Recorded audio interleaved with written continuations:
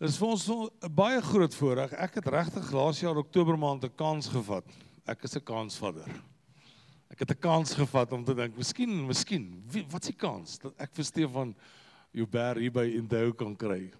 Sê ek wel, die ergste wat met my kan gebeur is 'n nee. Ek stuur hom toe 'n e-pos en ek kry toe so rukkie daarna, kry ek 'n e-pos antwoord en hy sê ek is nie beskikbaar vir Sondag nie, maar ek is beskikbaar vir die goeie Vrydag. Toe sê ek, wat 'n voorreg, ek vat jou, ek boek jou. So ek wil hê vir hom en sy dierbare mooi vroutjie wat daar by hom staan, ek weet net vir 'n oomblik opstaan nie, Maritjie. Sy is 'n Kempton Parker, hulle is, kom ons klap uit vir hulle hande, 'n regte en Indou welkom.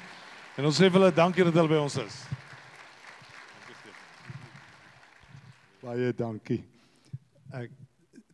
Dankie vir die eer en die verantwoordelikheid om die Here se woord op die grootste dag op die kalender totdat die wederkoms aanbreek te mag vier.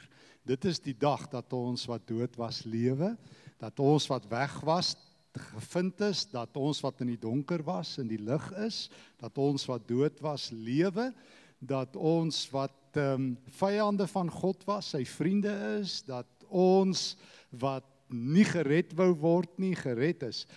Terwyl Dion nou praat, ek weet nie hoekom nie, kom dit net by my terug. En dit sal dalk in die preek duidelik word. Ek wou eers vir Dion sê toe hy my verwelkom, wag net tot die einde, voordat julle dink dit was die moeite werd. Ek het al agter ouens geloop by 'n diens waar ek gepreek het, toe sê die een ou vir die ander, hy weet nie hoekom het hierdie ou gevra nie. Ek wou ook maar gesê het amen en ek het nie. Maar ek sit en dink, dit tref my net, en dit sommer net 'n kort getuienis wat my net laat besef, toe jy sê, nou, dat Jesus laat ons lewe. Ek onthou 'n klomp jare gelede, met ons ou gehad, dis net voor ek by die universiteit beland het, in die gemeente waar ek was, wat 'n totale ateïs was. En ek onthou, hy het my vrou op 'n dag uit die huis uit weggejaag, toe ons sommer net, iemand in die omgewing is oorlede, en sy het sommer net gevra of al die susters van die kerk broodjies sal gee vir die begrafnis, en toe jaag hy haar weg. En 'n lang storie, hy beland in die hospitaal, in noodoperasie, en hy lê in 'n koma, en ek onthou, elke dag gaan bid ek vir hom, en die suster sê eendag vir my, jy bid teen die noordewind, hy's in 'n koma, hy sal jou nie hoor nie. En ek onthou, sy vrou, eendag staan sy by my, en sy gryp my so vas aan my klere, en sy sê, Stefan, jy weet, my man ken nie die Here nie, hy is op pad hel toe. En ek sê, ek is maar verleë, ek sê altyd, ek is 'n evangelisasie drop-out, ek het nooit die kursusse geslaag nie, ek is te dom om te weet wat se stappe ek saam met mense moet loop, ek dink ek moet hulle maar net lief hê en vir hulle van Jesus vertel, maar lyk vir my, dis nie genoeg nie, so ek het nooit evangelisasie kursusse mee goed gedoen nie. Nou sê ek vir die Here, wat moet ek doen? En ek onthou een middag, ek het al by die universiteit begin klas gee, kom ek van die universiteit af en ek ry so by ons huis in, en ek onthou, ek het nog nie vir die ou gebid nie, by die hospitaal nie, en ek dink maar die Here daarom nou nie nodig dat ek langs die bed sit nie, ek sal sommer hier by die huis bid, maar ek voel so 'n hand op my skouer, en ek weet dis die Here, en Maritjie sê, sy sien hoe trek ek in, en daar woord ek uit hospitaal toe, en ek kom by die hospitaal, daar by Kempton Hospitaal, en hulle sê vir my, die suster sê, al sy vital signs het nou gegaan, hy's besig om te sterwe. En hy is in 'n diep koma, en sy vrou gryp my, en sy sê, Stefan, jy moet iets doen, en ek sê, Here, wat moet ek doen? Wat moet ek doen? Hy's in 'n koma, hy sterf. En ek gaan staan daar by hom, so maar ek sê, julle sal nou hoor, dis nou nie goeie evangelisasie tegnieke nie, maar ek vat net sy hand, en ek sê, Here, ek gaan nou namens hom bid. Ek gaan nou sê, ek is hy, en ek net vra, red my siel, want my voete brand al. U moet my nou red. En die volgende ek stamp iemand my, dit voel soos 'n rugby skouer, laat ek so trek. En dis die vrou, en sy sê, kyk, en hier begin trane uit daai man wat in 'n koma se oë loop. En ek onthou, dis heilige oomblikke, en ek kan dit net, ek dink my eie geloof is te klein, dat die Here selfs iemand uit 'n koma kan wakker maak, en ek is huis toe, dat sy daai laaste sekondes het, en toe ek by die huis kom, het al gebel, toe sy dood. En ek het gesien hoe Christus iemand red, dat dit 'n leeftyd so goed evangelie die moeite werd is. En ek onthou, ja, is net mooi, né, vir die Here. En ek onthou, 'n week later om te kom begrawe, en sy sussie kom by my, maar sy huil hartroerend. Sy gryp my so in my arm, sy sê, ek het vir 10 jaar, dag en nag gebid vir my broer, dat die Here hom sal red. Het jy nie vir my goeie nuus nie? En ek vertel vir haar, daai vrou spring oor die graf. Ek sê, mevrou, stadig, hier is nie 'n troue nie, ons moet daarom nog net eers net klaar maak. Maar sy is so bly, daar waar die begrafenis 'n fees. Geliefdes, ons praat vandag met mekaar uit die Here se woord oor die kruis. Maar ek wil begin, 'n ou vra so ruk terug vir my, dalk het dit al met jou gebeur. Hy vra vir my, van watter Joubers is jy? Ek sê van die gekruisigde soort. Nou kyk hy my so aan asof ek nie lekker is nie of ek pille moet drink. En ek onthou 'n ou daai die Kaap uit bel my, hy sê hy's 'n genealoog. Ek sê hy's 'n wat? Hy sê hy doen mense se geslagsregisters. Hy kan dit terugspoor tot ek weet nie waar nie. Oom Daantjie se kalverhok se duwe. Ek weet nie, maar hy kan dit ver vat. Hy sê vir my, ek sal jou geslagsregister vir jou nagaan. Ek sê dis nie nodig nie, ek weet van watter Joubers ek is. Hy sê nou, wie het vir jou navorsing gedoen? Ek sê Paulus. Paulus het gesê, ek is saam met Christus gekruisig. En dis waar ek wil aansluit. Maar Paulus begin, ek wil vanoggend so 'n paar tree saam met jou stap. En ek wil sy groot woorde wat Paulus in die Galasiërbrief skrywe, wil ek saam met jou lees. En kom ons begin daar in Galasiërs 2 vers 19.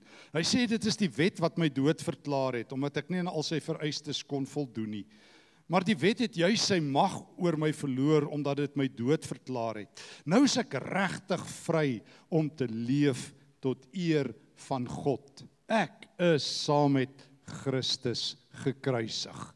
Nou is dit nie meer ek self wat leef nie. Christus leef in my. Hierdie splinternuwe lewe wat ek nou leef in my liggaam, leef ek deur die geloof in die Seun van God.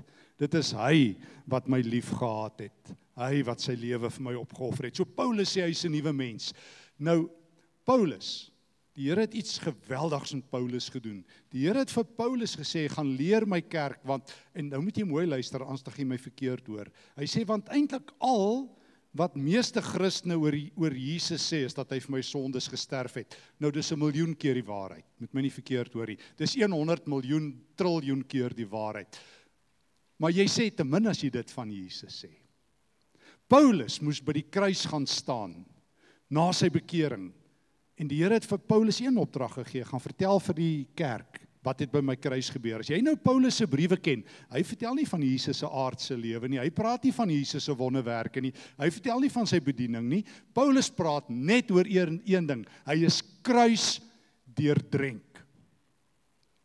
Ons was so een keer nou so ruk terug op 'n toer saam met 'n klomp ouens wat hulle in Turkye gevat het. Nou vertel een van die vriende, sy seun kom na die tyd na hom toe. Hy sê, pappa, daai oom Stefan is aan die Bybel verslaaf.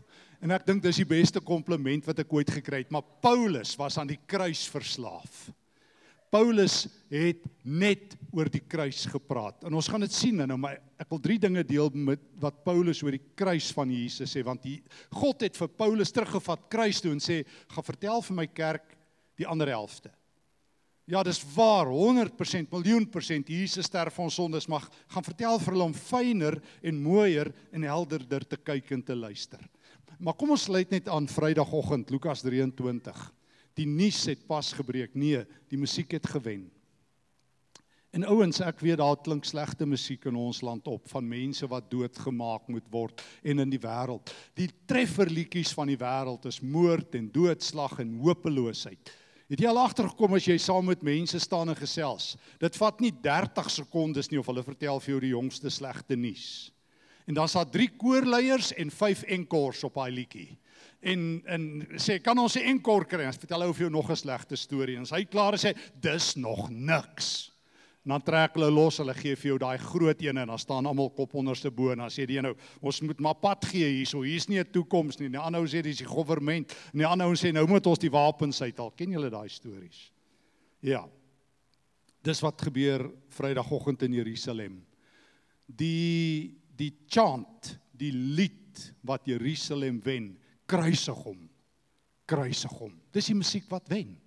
Dit is die top 20, hy's bo aan die charts, dis wat almal op social media deel, het julle gehoor die nuwe liedjie in Jerusalem wat top 20 gehaal het, kruisig hom, kruisig hom. Pontius Pilatus, die magtigste goewerneur wat die Romeine het in daai tyd wat regeer, hy's die praefectus en die goewerneur, en hy besluit net, hy kan niks doen nie, en hy gee vir Jesus oor. En daar stap Jesus in Lukas 23, vanaf vers 26 en verder. en Simon van Sirene agter hom aan met 'n kruis. En weet jy wat is die tweede liedjie wat wen? Die vroue van Jerusalem begin huil. Daar staan in die Grieks, hulle het gekla en geween. Hulle sing begrafnismusiek. Nou die een ding wat ons almal weet, jy wag daarom net tot mense dood is voor jy 'n begrafnis reël. Nee, ek meen, ek het nog nie eintlik gesien dat ons by 'n begrafnis sit, dan vra ons vir mense, wat sou jy wil hê moet ons sing by jou begrafnis, en wat wil jy moet ons eet, en wat wil jy, ekskuus, dit is nie goeie maniere nie. Ek dink nie so nie, nee. Ek dink nie mense doen dit as iemand doodgaan nie. Maar hier staan die vroue en hulle sing die begrafnisliedjies. Want hulle weet, soos die Engelse sê, it's a done deal. Jesus is dood. Hy's 'n walking dead person. Hy is 'n lewende dooie. Hy loop met sy kruis, Simon van Sirene help dra en hulle sing begrafnismusiek. So daar by die gouverneur het hulle kruisigom musiek gesing. Buite Jerusalem op pad uit die stad uit sing hulle maar begrafnismusiek. En dan slaan hulle Jesus aan 'n houtkruis vas en daar hang hy. God verlate op 'n stadium, soos hy in Markus uitroep, my God, hoekom het U my ook verlaat? En God wat die son afsit, en God wat treur. En Jesus wat eintlik laat die Vrydagmiddag sy asem uitblaas. God dank, Johannes 19 vers 30 sê hy roep hy tetelestai. Ek het gewen, mission accomplished. En Lukas vertel vir ons in Lukas 23, as Jesus sy asem uitblaas, dan sê hy, in U hande gee ek my gees oor. Maar wat het regtig gebeur by die kruis? Dis waarvoor Paulus geroep is. Kom God vir Paulus geroep het en sê, Paulus, kom staan weer by Golgotha. En ek onthou altyd 'n groot teoloog wie se boeke, ek baie van nou N.T. Wright. Hy het so 'n boek geskryf, The Day the Revolution Began. Hy het gesê, niemand sou gedink het, daai dag toe, hierdie man aan die houtkruis hang daar by Golgotha, sal die wêreld verander nie. Hulle sou gesê, dis wedstrydpunt, endgame, dis verby. Jy maak 'n leier dood en daar gaan die beweging. En hier hang Jesus. En dan roep God vir Paulus en sê, weet jy wat het regtig by die kruis gebeur? So, ek wil graag 3 dinge saam met jou deel. En ek wil begin by die tweede Korintebrief, 2 Korintiërs hoofstuk 5, wil ek 'n stukkie saam met jou lees. Die heel eerste ding wat by die kruis gebeur het, wat Paulus vir die gemeente in Korinte moet vertel. 2 Korintiërs 5, vers 21. Hier's dit. Jesus het 'n sondaar geword. So, as jy dit nie weet van die kruis nie, weet jy te min van die kruis. 2 Korintiërs 5 vers 21. Christus het nog nooit enige sonde gedoen nie. Nogtans het God hom soos 'n sondaar behandel aan die kruis. So geliefdes, wat is die een ding? Ek weet nie van julle nie, maar ek het groot geword, want ou dominee in die kerk waar ek was, hy het sonde beter geken as die Here. Ek geweet, hy is daarteen, hy was altyd daarteen, en hy was nooit nie ten gunste daarvan nie. So, ek het baie goed geweet wat ek verkeerd doen, ek het dit elke Sondag gehoor, ek het gehoor ek breek die Here se hart, ek weet nie van julle nie, maar so het ek groot geword. In ons dae, kuier nou die dag met 'n ou skoolvriend van my, ek was hier in Kempton Hoër, want my pa was by die lughawe, hy het by die lugdiens uitgevlieg, en op 'n stadium het ons so lekker rugby span gehad, en Kempton Hoër het dan 1 springbok opgelewer, ou Jannie Breed, en ons het saam gespeel, en ek en Jannie sit en kuier nou die dag en drink koffie, en Jannie sê, Stefan, jy kon 'n bid hier in enige skram begin. Ek onthou dit. Maar ek sê, Jannie, jy is ook die enigste ou wat ereklere gehad het. Toe dink ek, nee, ek het dan ereklere by die kerk gekry. Ek het elke Sondag ereklere gehad vir te min en te laat. Ek het dit altyd gedoen. Ek het altyd te min vir die Here gedoen, altyd. Daar was nooit 'n preek wat ek gehoor het, ek het dit darm gemaak nie. Ek al weer die Here se hart gebreek. En as ek die dag gedink het, ek het dit gemaak, dan sê hulle, te laat. So ek het ereklere en te min en te laat gehad. Elke jaar 'n balkie gehad. So my kerkbalkies was so. Te min, te laat, te min, te laat. Ek weet nie van julle nie, maar ek was goed daarmee. Ek het verstaan wat dit beteken, wat 'n onderwyser vir my gesê het, jy's useless. Ek gedink God het dit ook gesê, useless. En toe hoor ek altyd van 'n sondaar. En Paulus sê dat iets geweldigs by die kruis gebeur. God het Jesus soos 'n sondaar behandel.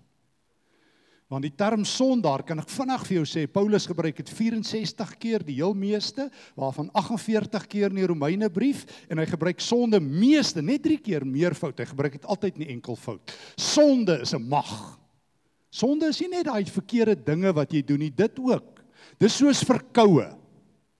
Verkoue, die simptome kan die apteker behandel, maar nie die mag. Daar's nog nie 'n pil wat verkoue kan stop in 1 oomblik nie. Hulle kan jou toeneus wegkry en bietjie jou keel seer en bietjie infeksie, julle weet dit almal, maar jy gaan 'n verkoue uitsweet vir 'n week of 2. So ons kan verkoue simptome behandel, maar nie die oorsaak nie. En dit doen die kerk deur die eeue. Ons kan die simptome behandel. Jy moet nou minder vloek en minder dit en minder dat. Ek onthou in my kinderjare het ons so 'n katekisasieboek gehad wat ou dominee gesê het ons moet oppas vir die 3 groot D's, dans, drink en dobbel. Ernstig. En ek dink by myself, waar gaan 'n laerskool laaitie in Kempton 3D elke middag voordat sy ma van die werk afkom en sy pa van 'n vlug afkom? 3D. Ek het gedink, wat maak hier die kerk om vir my te leer teen die 3D's? Hulle het my nooit geleer van die groot S nie, né? Van selfsug nie. En wat die grootste sonde is nie, maar en ek is nie daarteen dat mens teen sonde ook is nie, maar die feit is, jy kan simptome van sonde preek totdat die hoenders kraai môreoggend, maar jy gaan net minder simptome hê, maar jy gaan sonde is 'n mag, sê Paulus. Dit het jou. Jy kan.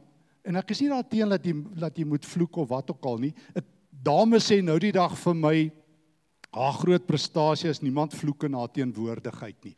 Ek sê mevrou, ek is baie bly om dit te hoor en vergewe my, dit gaan baie skerp klink wat ek nou wil vra. Maar dink jy mense vloek so 10 meter van jou af? Sy sê ja, ek sê so jy het 'n 10 meter vloekvrye radius om jou. Ek sê en eendag gaan jy 20 meter hê. Nou eendag vir die Here sê, Here, jy weet dat ek het toe 30 meter gehaal, ek het toe die wêreldrekord gevat. En God gaan vir jou sê, en die punt is weer wat? Ek hoor mooi, ek sê nie moet vloek nie. Julle hoor wat ek sê.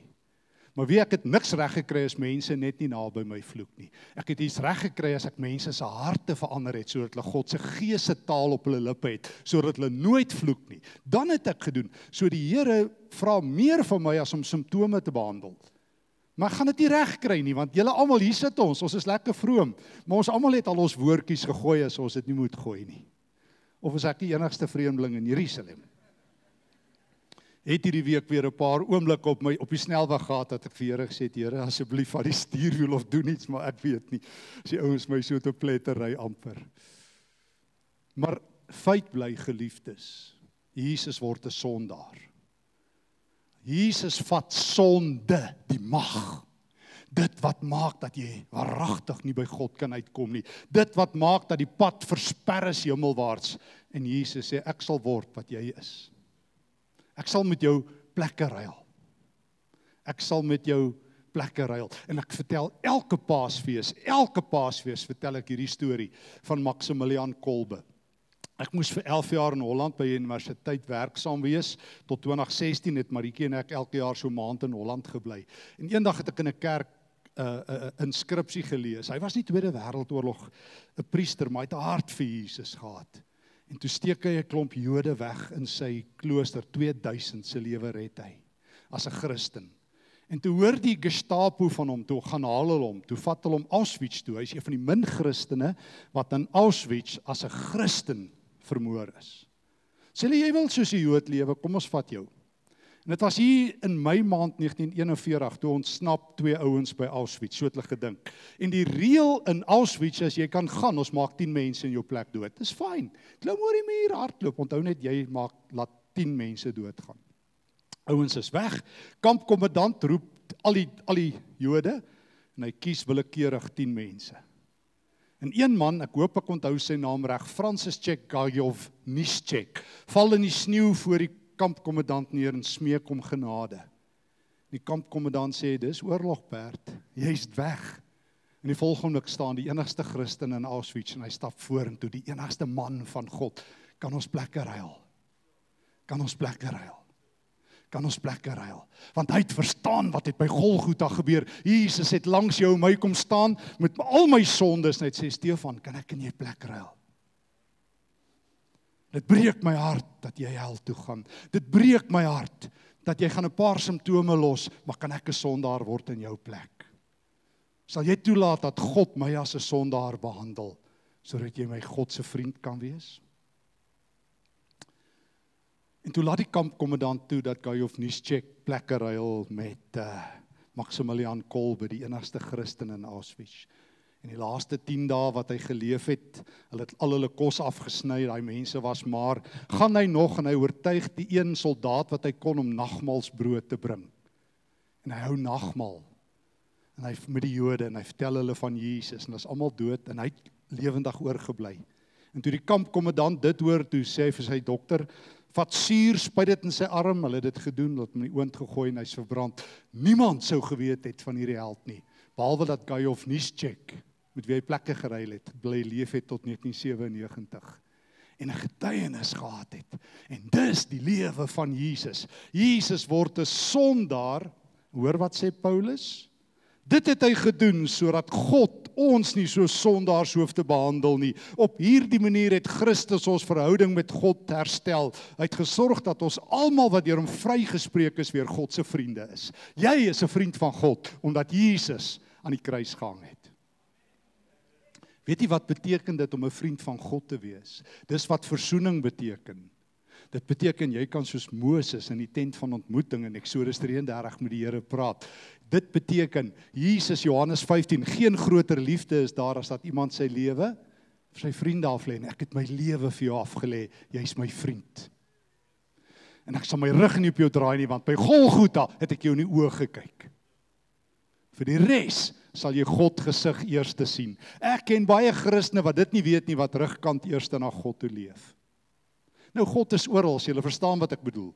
God is oral, dis eintlik die grap. Ek nou die dag vrou gesê, hy sê, hy het sy rug op God gedraai. Ek sê, ek het vir jou slegte nuus, God is oral, soos jy weghardloop, hardloop jy na hom toe. Maak net jou oop, hy's voor jou ook, al dink jy hardloop weg. Hy het nie daarvan gehou nie. Maar julle verstaan die punt wat ek maak, as jy rugkant eers na God toe leef. Jy draai jou lewe, en Jesus sê, jy sal nooit weer jou rug op God draai nie. Jy's God se vriend. Omdat ek 'n sondaar geword het. Dis die eerste belangrike les van Golgotha.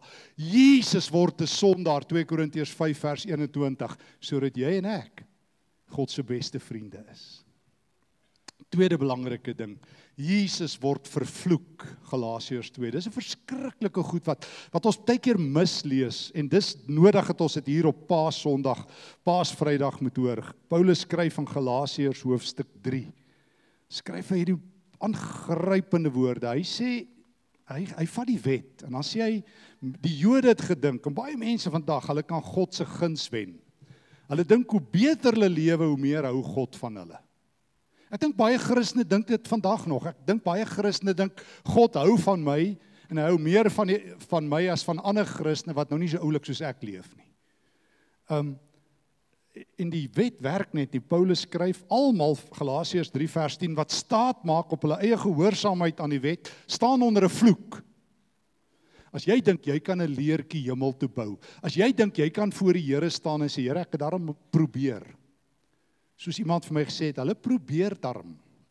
Paulus sê, as jy dink jy moet 'n leertjie hemel toe bou, vir elke leertjie wat jy bou, trap jy 2 stukkend. Nee. So jy hang onder 'n vloek.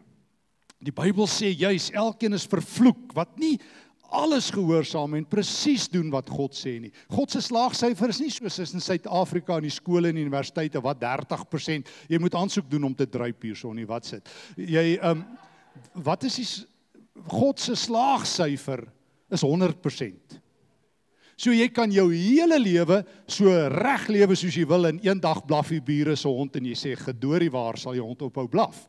En dan het jy daai leertjie stikkend getrap, dan trap jy al die ander leertjies stikkend. So as jy dink jy gaan op jou eie stoom by die Here uitkom, 3 man. Sy slaagsyfer is 100% as jy dit self wil doen. So probeer, gaan word 'n goeie Jood, gaan ou sê nou eendag vir my, kyk net hoe staan die moslems op vir wat hulle glo. Hulle vat nie twak nie. Sê ek sê jou help om 'n moslem te word as dit jou impres. Ek wil by Jesus wees wat alles betaal. Ek wil by Jesus wees wat my God se vriend maak. Ek soek nie 'n God met 'n swaard nie, ek soek 'n God aan 'n kruis. Wat in my plek sterwe, wat plekke ruil. En dan skryf Paulus, niemand, vers 11, kan God se guns wen en deur hom vrygespreek word deur die wet te gehoorsaam nie. Die Bybel sê almal wat deur God vrygespreek is omdat hulle hom glo, sal regtig lewe. En dan sê Paulus, genadiglik, vers 13, het Christus ons bevry uit hierdie slawerny. Hy het ons losgekoop van die vloek van die wet oor ons lewe. Dit het hy gedoen deur self 'n vervloekte te word. Daar staan in die Bybel, daar is 'n vloek op elkeen wat aan 'n hout hang. So het Jesus Christus gesorg dat die seën wat Abraham ontvang het, na al die nasies toe vloei. Weet jy hoe het jy vrygekom? Jesus het 'n vervloekte geword. Hy het 'n sondaar geword by Golgotha. As ons vanoggend staan in Jerusalem voor die kruis van Jesus, sê Paulus, Stefan, Dion, almal, kyk, daar hang 'n sondaar. Die grootste sondaar in die wêreld. Nee, hy het nie sonde gedoen nie, maar hy vat joune en 'n biljoen plus biljoen mense se sondes. Daar hang 'n vervloekte. God kry skaam in daai oomblik om hom sy kind te noem, maar hy doen dit. En as ek vir Paulus vra, Paulus, hoekom? Dan sê Paulus, sodat jy nie meer vervloek sal wees nie, sodat jy hoor sy woorde, sodat jy die seën sal ontvang van die Heilige Gees. Weet jy wanneer hoor net hoe skryf hy vir die Galasiërs in Galasiërs 4 vers 5. Hy sê, van sy geboorte af, vers 5, was Jesus onder die gesag van die wet. Hy het hierdie roete gekies sodat hy mense kan loskoop wat so slawe onder dooie gewig van die wet geleef het, sodat God ons kan aanneem as kinders van God. Julle is nou kinders van God. Daarom het die Gees wat ook in sy Seun is, het hy na julle toe gestuur. Hy is nou in ons harte. Dit is hy wat hier binne in ons uitroep, Abba, Vader. So weet jy wat het by die kruis gebeur? Jesus het 'n sondaar geword sodat jy 'n vriend kan word. Jesus het 'n vervloekte geword sodat jy 'n kind van God en 'n geesvervulde kan wees. Die Gees sal nie gekom het as Jesus nie gesterf het nie. En Paulus sê, toe ruil Jesus plekke en toe vat die Gees ons plek. Jo, dis my mooi. Paulus skryf in 1 Korintiërs 6 vers 18 tot 20. Hy sê mense moet daai teks eintlik agteruit lees. En by vers 20 begin. Hy sê julle is losgekoop by die kruis. Julle is losgekoop en die prys is betaal. Julle moet God met julle lyf, hierdie lyf verheerlik. Hy sê, weet julle nie, hy vra dit 6 keer in die 1 Korintebrief, weet julle nie dat julle liggaam 'n tempel van die Gees van God is nie. So Jesus by die kruis koop net sondaars. Julle moet ook nou mooi luister, as dan gaan julle nou dink ek dwaal. Jesus het nie vir alle mense gesterf nie. Hy het net vir sondaars gesterf. Hoor julle wat ek sê? Hy het nie vir goeie mense gesterf nie. Hulle probeer hulle eie paadjie hemel toe gaan. Jesus het net vir sondaars gesterf. En daarom het hy 'n sondaar geword. En as Jesus jou koop, hy koop net sondaars. Maar jou groot vriend Rudolf Botha sê altyd, as Jesus disippels soek, begin hy altyd op die ashoop. Altyd. Hy gaan nie en sit 'n advertensie ergens in 'n kerk, ek soek ou wat die beste CV het, wat die beste geestelike Voyager myle het, wat die meeste gebedsvoerings het. Hy sê, bring jou stikkende lewe, bring jou gemors, bring jou gevallenheid, bring alles wat jy het. Ek koop spilonke, ek koop afgeskryfdes, ek koop die mense met die donkerste donker, dan gee ek hulle vir my Heilige Gees. En wat doen die Gees? Hy bou tempels. Weet jy nie, jou liggaam is 'n tempel van die Heilige Gees nie? 1 Korintiërs 6:18, 1 Korintiërs 3:16, Romeine 8 vers 9, 2 Korintiërs 6 vers 14. Ek sal aanhou tekste aanhou. Die Gees bou tempels. Dis wat gebeur by Golgotha. Daar hang 'n sondaar, daar hang 'n vervloekte, en ek, nou is ek 'n vriend en 'n geesvervulde. En die laaste ding wat ek net wil by stil staan, ons kan gaan tot vanaand, maar ek moet daarom ook ons tyd respekteer. Jesus hang in swakheid aan die kruis. So wat sê ons? Hy hang as 'n sondaar, hy hang as 'n vervloekte, en hy hang in swakheid. 2 Korintiërs 13. Dis 'n vergete teks in die Bybel. Paulus skryf vir die Korintiërs in vers 3. Hy sê, vers 4, Christus is in swakheid gekruisig. Hy het in swakheid aan die kruis gehang en dood gegaan. Maar nou leef hy deur die krag van God wat hom lewend gemaak het. Hoor wat sê Paulus? Dis 'n swak Jesus wat daar hang. Ekskuus, vergewe as ek die beeld gebruik, maar Jesus lyk nie soos Arnold Schwarzenegger aan die kruis moet, soos 'n geestelike bodybuilder nie. Jy kyk na daai man, hy's gespoeg, hy's geslaan, hy's mishandel, hy's verneder, almal het hom in die steek gelaat. Dis 'n paar vroue wat daar staan, hulle koggel hom uit, hulle jou hom uit. En jy staan daar en jy sê, hierdie man gaan die wêreld verander. Paulus sê, jy moet nou, as jy met vleeslike oë kyk, dan sien jy, dis 'n swak persoon wat daar hang. Hy gaan dood. Hy gaan sterf. Daar gaan nie 2 miljoen engele kom en hom gou van die kruis afhaal en almal soos die Avengers en al vandag se superhelde almal moet weerligstrale slaan en dan lyk dit soos 'n Walt Disney fliek en ons lewe happily ever after daar by die kruis nie. Kruis is swakheid. Jesus hang in swakheid. Hoekom? Hoor nou wat sê Paulus. Sodat hy kan opstaan in krag. Ons deel ook, skryf Paulus in vers 4, in Jesus se swakheid aan die kruis. Nogtans sal ons saam met hom leef uit die krag wat God gee.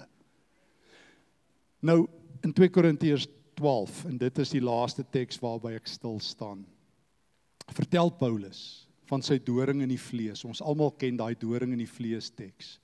En hy sê vir ons wat sy doring in die vlees. Ek wonder altyd hoekom weet ons nie, dis sy eie swakheid, sy eie swaar kry. Nou, almal van ons, ek ook, hou van krag. Maar het jy al ooit 'n Christen gesien wat te veel krag het? Te veel geloof het? Ek het in my hele lewe tot vanoggend, dalk is hier iemand wat uitsondering is, ek weet nie, maar tot vanoggend het iemand nog nooit vir my gesê, Stefan, bid 'n bietjie, ek glo te veel, help my net om minder te glo. Jy help my net, ek glo te veel. Ek weet nie wat nie. Weet jy, ek het al Everest geskuif, nou hoor ek Kilimanjaro is op pad en ek is besig om die Drakensberg ook te skuif. So, help my net om minder te glo. Het iemand dit al vir jou gesê? Het iemand al ooit vir jou gesê, jy weet, ek het mos te veel geestelike krag. Ouens, ag, ek weet nie, ek kan net nie so aanhou nie. Ek het te veel geestelike krag. Help my net dat ek bietjie swakker is. Nee, jy hoor dit nie.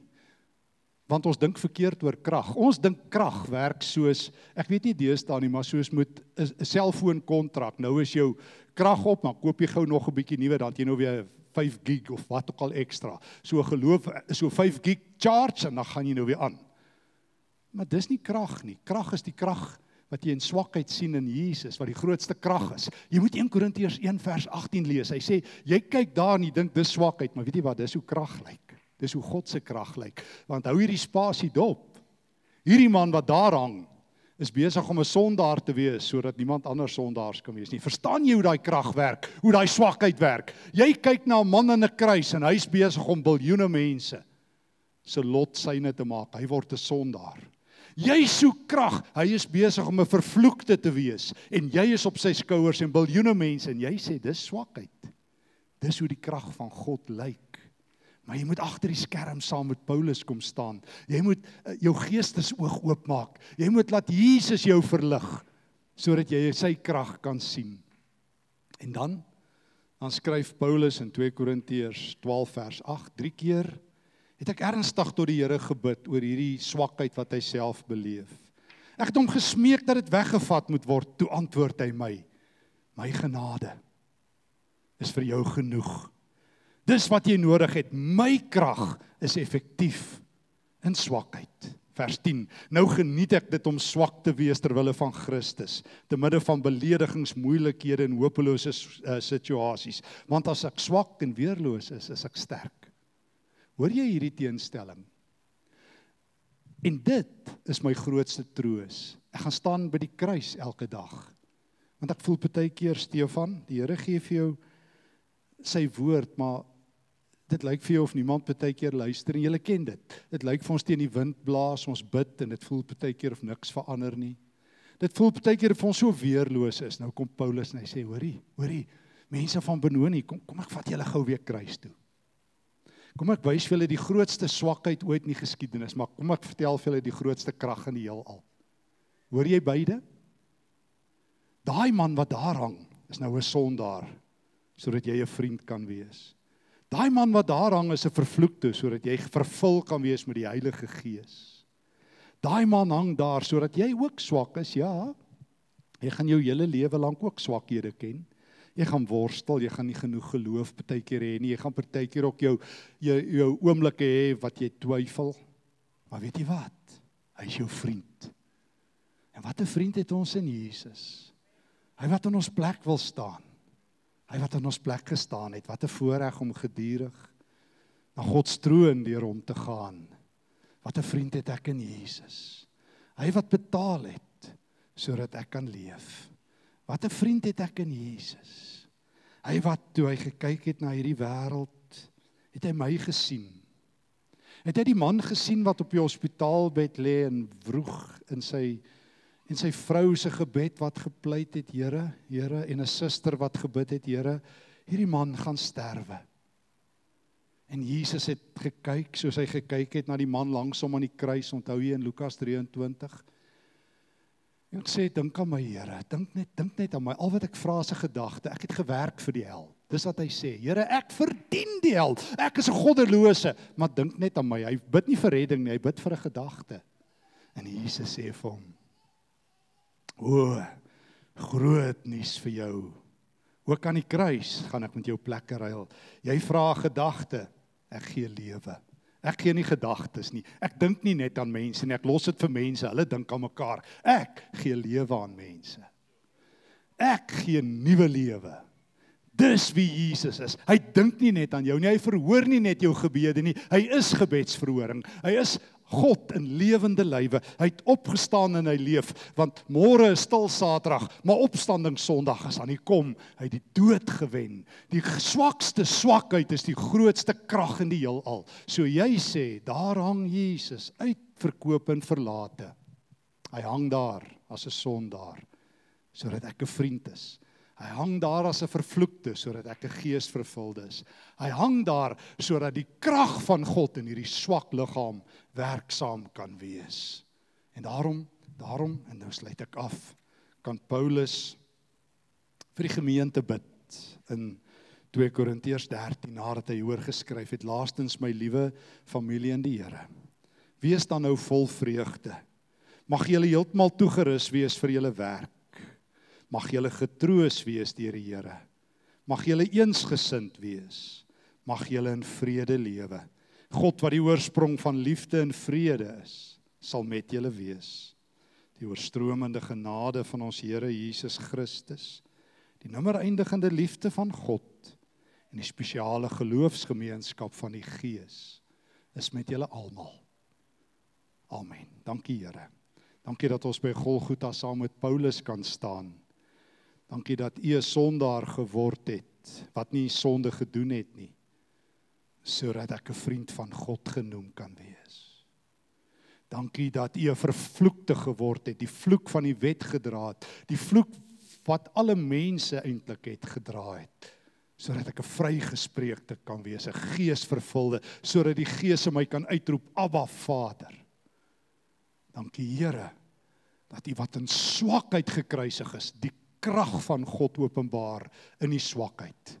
Die grootste krag wat die heelal verander. En dankie dat ons dit Sondag ook gaan belewe. En dankie dat U vir my wat 'n swak mens is, sterk maak deur die Heilige Gees. Ek prys U naam dat ek vanoggend by Golgotha kan staan. In Jesus se naam, amen.